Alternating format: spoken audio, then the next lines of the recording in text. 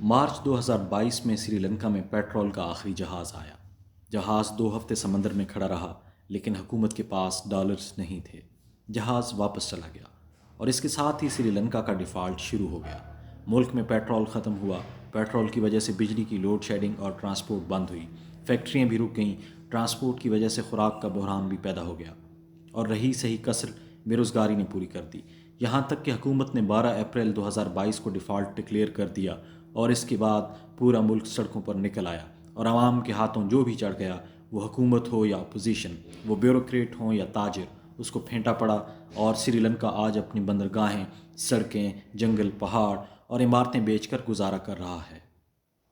ہم بھی یقین کریں یا نہ کریں، اس وقت اسی عمل سے گزر رہے ہیں۔ پیٹرولیم منسٹری نے 3 دن قبل اسٹیٹ بینک کو خبردار کر دیا، ملک میں پیٹرولیم مصنوعات کی قلت شروع ہونے والی ہے۔ تیل درآمد کرنے کے لیے LCs نہیں کھل رہی۔ PSO کا ایک آئل کارگو کینسل ہو چکا ہے، دوسرے کی ڈیلیوری 23 جنوری کو متوقع تھی، لیکن اس کی LC بھی نہیں کھل سکی۔ پاک عرب ریفائنری کے 5,35,000 بیرل کے 2 آئل کارگو بھی لائن میں ہیں۔ پاکستان ریفائنری لمیٹڈ کا ایک کارگو 5,32,000 بیرل تیل لے کر 30 جنوری کو پہنچے گا، لیکن ان کی LC بھی نہیں کھل پا رہی۔ لہٰذا فروری میں تیل کا بحران شروع ہو جائے گا اور مارچ اور اپریل میں یہ کرائسس شدید ہو جائے گا، اور اگر خدا نخواستہ یہ ہو گیا تو پیٹرول پمپوں پر بھی لائنیں لگ جائیں گی، خوراک کی سپلائی بھی بند ہو جائے گی۔ پبلک ٹرانسپورٹ، میٹرو، ٹرین اور جہاز بھی رک جائیں گے۔ بجلی کی خوفناک لوڈ شیڈنگ بھی شروع ہو جائے گی اور رہی صحیح فیکٹریاں بھی بند ہو جائیں گی۔ یہ ایک صورتحال ہے، جبکہ دوسری طرف سرکاری ملازمین کی تنخواہیں بھی رکنا شروع ہو چکی ہیں۔ جنوری میں آدھے سرکاری محکموں کی تنخواہ 10 دن لیٹ ہوئی، فروری میں کیا ہوگا یہ کوئی نہیں جانتا۔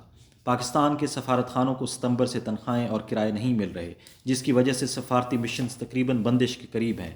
آپ خود اندازہ کیجئے، اگر ایمبیسی کو کرائے، پیٹرول، یوٹیلٹی بلز اور تنخواہوں کی رقم نہیں ملے گی تو پھر یہ کیسے چلیں گے؟ چنانچہ سفارت خانوں کے حالات بہت خراب ہو چکے ہیں۔ انڈسٹری کی صورتحال دیکھنی ہو تو آپ فیصل آباد، سیالکوٹ اور کراچی کا چکر لگا لیں۔ 75% کارخانے بند ہو چکے ہیں اور ان سے ملک میں بے روزگاری کا خوفناک طوفان آ رہا ہے۔ آٹے کا بحران بھی پیدا ہو چکا ہے، کوکنگ آئل بھی مفقود ہوتا جا رہا ہے اور ڈالر منہ مانگی قیمت دینے پر بھی نہیں مل پا رہا۔ چنانچہ اگر یہ کہا جائے پاکستان تقریباً ڈیفالٹ کر چکا ہے تو غلط نہیں ہوگا۔ یہ حالات ہیں، اور دوسری طرف کراچی سے لے کر خیبر پختونخوا تک ایک سیاسی سرکس چل رہا ہے۔ عمران خان نے خیبر پختونخوا اور پنجاب اسمبلی توڑ کر ملک کی قبر کھود دی اور PDM کی حکومت نے اپوزیشن کے استعفے منظور کر کے مردے کو نہلانا شروع کر دیا۔ کراچی اور حیدرآباد میں بلدیاتی الیکشن ہوئے اور پارٹیاں ڈنڈے لے کر ایک دوسرے کے آمنے سامنے کھڑی ہیں۔ پنجاب میں نگران وزیر اعلیٰ کے انتخاب نے بھی کھڑکیاں توڑنا شروع کر دی ہیں۔ محسن نقوی چودھری برادران کے رشتہ دار ہیں۔ یہ چودھری شجاعت حسین کی بھانجی کے خاوند ہیں اور چودھری پرویز الہی انہیں تسلیم کرنے کے لیے تیار نہیں۔ PTI دعوے کر رہی ہے عمران خان کی حکومت کے خاتمے کی سازش محسن نقوی کے گھر تیار ہوئی تھی۔ میاں شہباز شریف اور آصف علی زرداری ان کے گھر ایک دوسرے سے ملاقات کرتے تھے اور نقوی صاحب ان کے پیغامات جنرل باجوہ کو پہنچاتے تھے۔ PDM اور چودھری برادران کے ساتھ ملاقاتوں کا سلسلہ بھی محسن نقوی کے گھر سے سٹارٹ ہوا تھا اور ان ملاقاتوں کے نتیجے میں کاف لیگ نے PTI کا ساتھ چھوڑنے کا فیصلہ کیا تھا۔ چنانچہ PTI بھی انہیں ماننے کے لیے تیار نہیں، اور اگر یہ انہیں نہیں مانتے تو پھر پنجاب میں نگران حکومت نگرانی کیسے کرے گی اور یہ الیکشن کیسے کرائے گی؟ دوسرا، ملک میں مردم شماری بھی شروع ہو چکی ہے، یہ 30 ستمبر کو مکمل ہوگی۔ الیکشن کمیشن مردم شماری کے بعد 4 مہینوں میں نئی حلقہ بندیاں کرے گا اور یوں اگست میں ملک نئے الیکشن کے قابل ہوگا۔ اب سوال یہ ہے، کیا 2 صوبوں میں پرانی مردم شماری اور پرانے حلقوں کے تحت الیکشن ہوں گے اور باقی 2 صوبوں اور وفاق کے الیکشن نئی حلقہ بندیوں کے مطابق ہوں گے؟ تیسرا، کیا ملک میں اپریل میں KP اور پنجاب کے الیکشن ہوں گے اور پھر اکتوبر میں سندھ، بلوچستان اور وفاق کے الیکشن؟ اور کیا اس دوران عمران خان قومی اسمبلی کے 70 حلقوں سے ضمنی الیکشن اور کیا 70 سیٹیں جیت کر بھی قومی اسمبلی نہیں جائیں گے؟ اور کیا 70 سیٹوں کے یہ ضمنی الیکشن بھی ضائع ہو جائیں گے؟ اور اگر ایسا ہوگا تو کیا حکومت الیکشن کھیلے گی یا پیٹرول، بجلی، گیس، خوراک اور برآمدات کا بندوبست کرے گی؟ ہماری حالت یہ ہے، ہم IMF کے بغیر نہیں بچ سکتے، اور IMF کی شرائط کے بعد بجلی، گیس اور پیٹرول کی قیمتیں بھی دگنی ہو جائیں گی اور بے روزگاری کے شکار عوام پر ٹیکس بھی بڑھ جائیں گے اور اس سے مہنگائی المیہ کی شکل اختیار کر جائے گی۔ IMF کی شرائط ماننے سے ملک میں 1.5 کروڑ لوگ بے روزگار ہو جائیں گے اور لوگوں کا کھانا پینا 3 سے 1 وقت پر آ جائے گا۔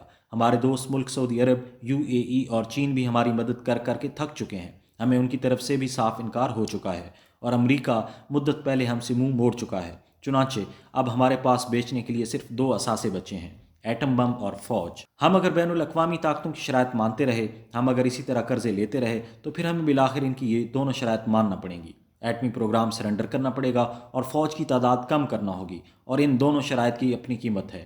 ہم اس کے بعد کشمیر بھی نہیں لے سکیں گے اور ابھینندن جیسے پائلٹس کے جہاز بھی نہیں گرا سکیں گے، اور ہم اس کے بعد سری لنکا، نیپال اور بھوٹان بن کر رہ جائیں گے۔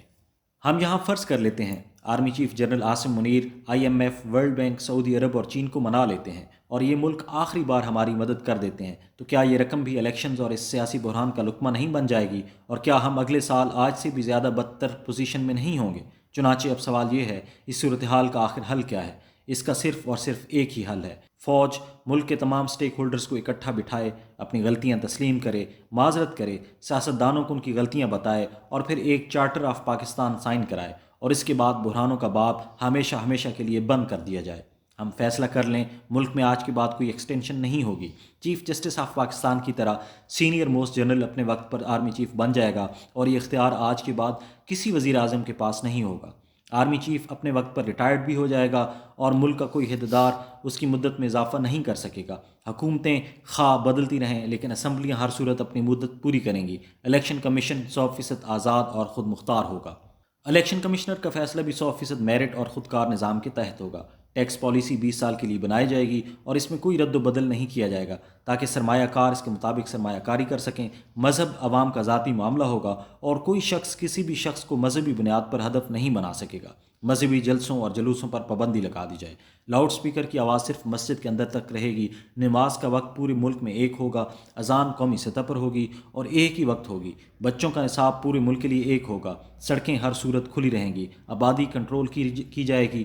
بیوروکریسی میں 2 سال کے اندر ریفارمز کی جائیں گی اور پورا سسٹم آن لائن اور آسان کر دیا جائے گا۔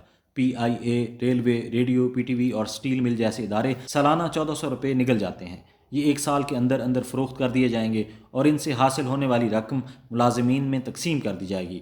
اور آخری فیصلہ، ہم ہر صورت ہر سال $200 ارب کی ایکسپورٹ کریں گے۔ اگر ہالینڈ جیسا ملک صرف پھول یا کولمبیا صرف کافی بیچ کر اپنے قدموں پر کھڑا ہو سکتا ہے تو ہم یہ کیوں نہیں کر سکتے؟ ہم نے اگر یہ فیصلے کر لیے تو ہم بچ جائیں گے، ورنہ کنفیوژن کا یہ بحران اس ملک کو کھا جائے گا اور ہم اس سال کے آخر تک خانہ جنگی کا شکار ہو چکے ہوں گے۔